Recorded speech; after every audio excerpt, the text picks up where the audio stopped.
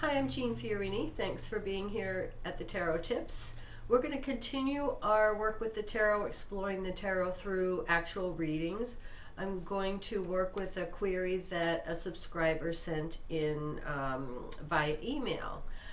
I think that to be working with the tarot with real questions that people have gives us an opportunity to learn efficient methods by which to use your cards, maybe give you tips about how to phrase a question, take a look at how cards interact with one another on the table, and give you just a sense of the reading process. So we're going to follow through on this question from a subscriber.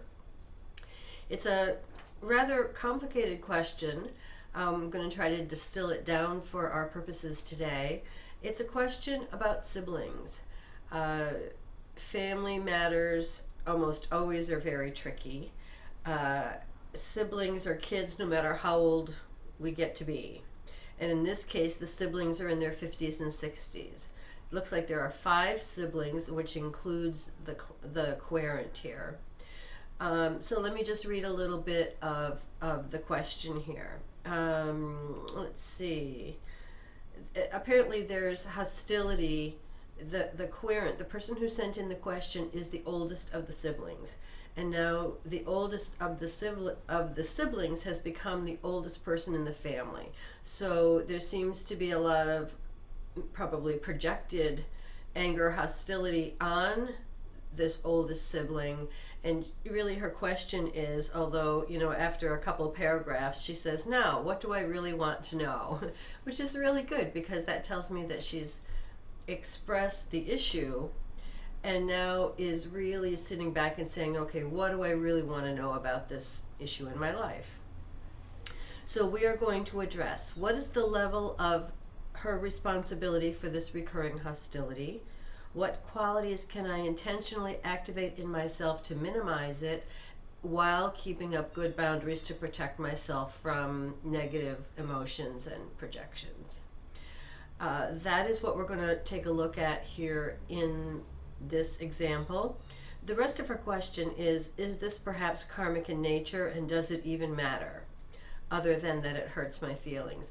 And that, just for our purposes today, is something that we're not going to take a look at here. I think you definitely could address that in a reading, but I think she's right, is that, in some ways, does it really matter? The point is, this is how it's impacting my life now, and what can I do about it? So let's go to the tarot table and take a look at this really heartfelt question from a subscriber.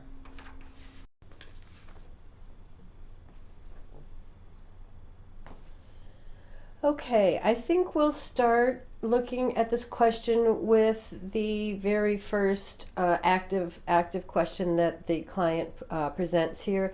What is my level of responsibility for this recurring hostility?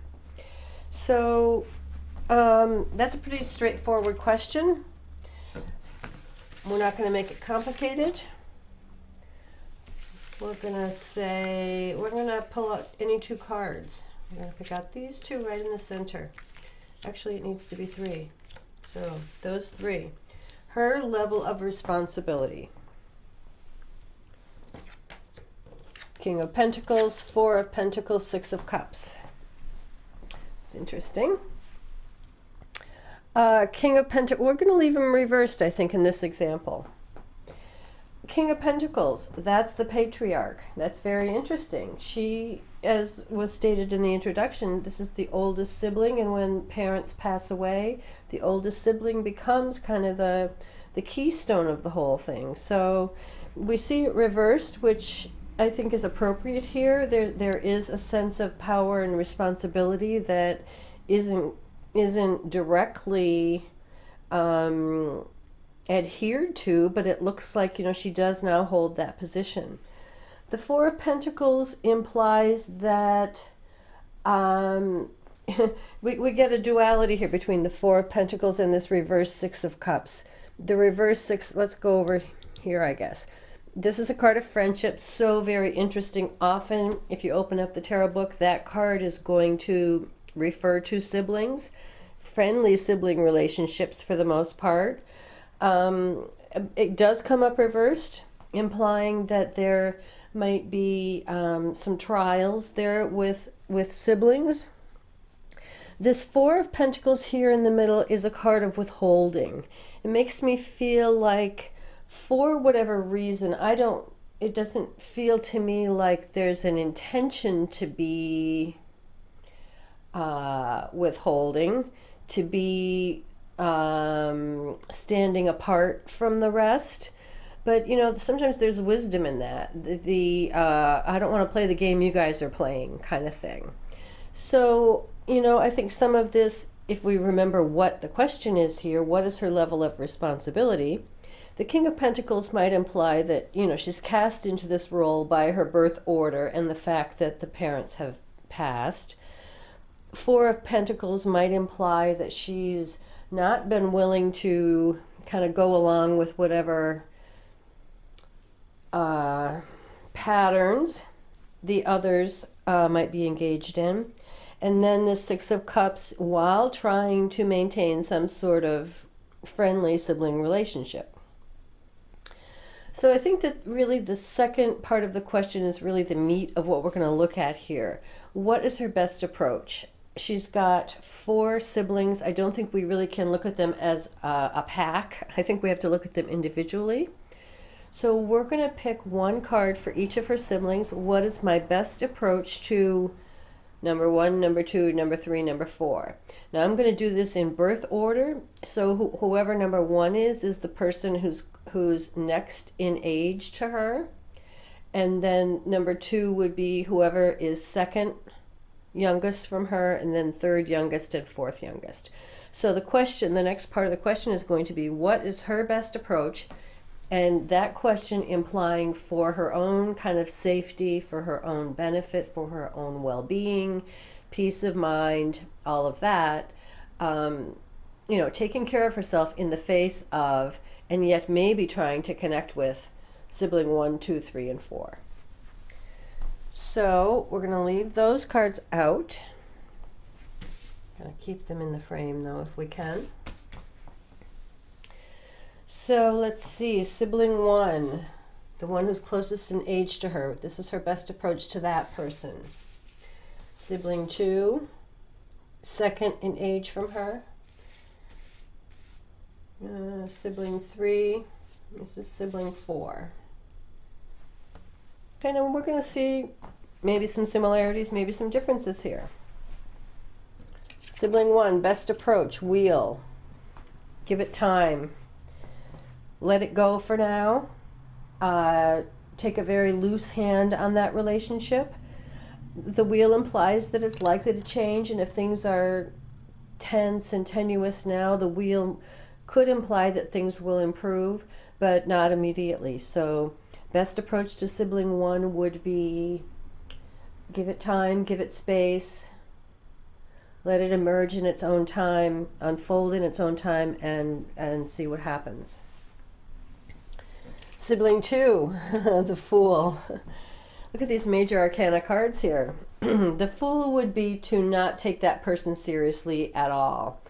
And that doesn't necessarily mean in your face, kind of, I'm not going to take you seriously.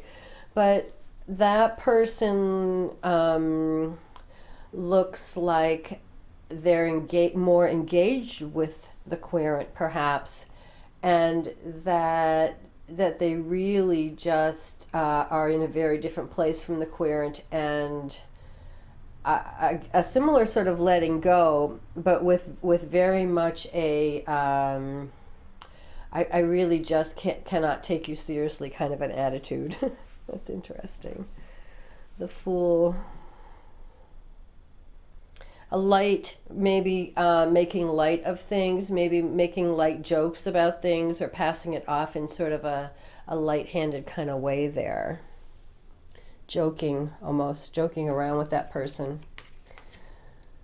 Okay, another major arcana card.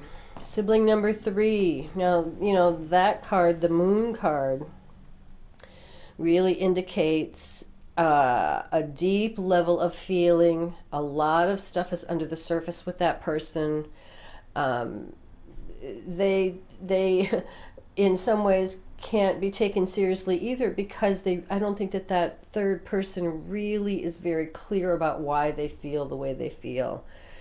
So best approach to sibling number 3 would be being aware that there's a lot of personal uncertainty, maybe insecurity with that person, a lot of misunderstood emotions flying around inside that person, and to really be dealing with them more on an intuitive level, more on an emotionally tuned in kind of level, but also being aware that, you know, it might be a little stormy in there. So just sort of taking things with a grain of salt with sibling number 3. Sibling number 4. See, there is some leeway there with that 6. We get these 6s here at the tail end here. 6s are always about compatibility and reciprocation. So I do think that there is some, you know, traditional card of success and victory there. I think that there is some opportunity there for a positive relationship to be forged. I think that person might need a little stroking, so to speak, a little bit of I'm so glad for what's happening in your life, or I'm so proud of you, or, you know, a little bit of recognition of whatever it is that's going on in their life. But of all of those, I'm just noticing, you know, all these sort of circular. The first 3 are definitely in transition here in different ways. This number 4 looks to be the most receptive to reconnecting or maintaining a positive connection with our client. I think I will just pull a general what can help our client move through this successfully, just for her own well-being. We'll just pick a general closing card here. I always like to wrap it up with some kind of a helper card. 5 of Cups. Yeah, that's the recognition that you can't win them all. You know, there are some things that just cannot be repaired. I think that you got to work with what you have here. There is sadness, there is disappointment, and we really just have to face the facts on that one. I think that not everybody's going to be happy, not everybody's going to want to connect. There will be losses, and there's really nothing that we can do about that at this point. We have to move forward with what we have to work with, and not get hung up in any false illusions about what can happen here.